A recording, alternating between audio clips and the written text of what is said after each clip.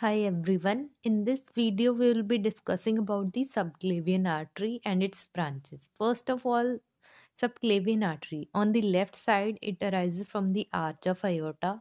On the right side it arises from the brachiocephalic and it originates behind the sternoclavicular joint and extends up to the outer border of the first rib. After that it is axillary artery and it is divided into three parts, and we will be discussing the branches of the first, second, and third parts separately.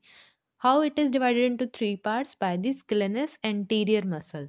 So important points are: left is arising from arch of aorta, right is arising from brachiocephalic, and extends from sternoclavicular joint to the outer border of first rib. Scalenus anterior muscle divides it. Then now we come to discussing the branches. The first part. What is the mnemonic? The mnemonic is vitamin C and D. The first part branches are VIT. Okay, vitamin.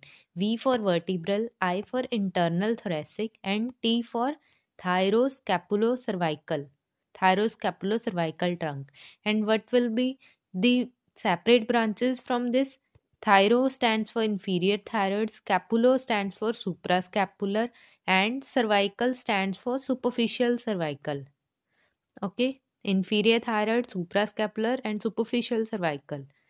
Then C stands for costocervical trunk. Costocervical, superior intercost. From costo, superior intercostal, and from cervical, deep cervical.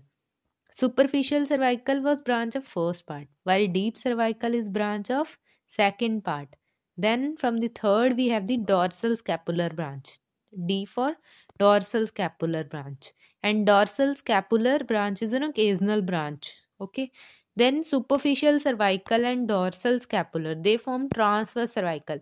Superficial cervical or dorsal scapular form transverse cervical, and it has superficial ascending branch and deep descending branch. Superficial ascending is superficial cervical, similar to superficial cervical, and deep is similar to dorsal scapular.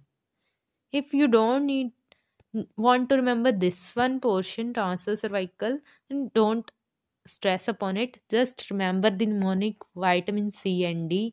V for vertebral internal thoracic, thyroscapulocervical, then C for costocervical, and D for dorsal scapular. That's all you need to remember in the nutshell. Thank you.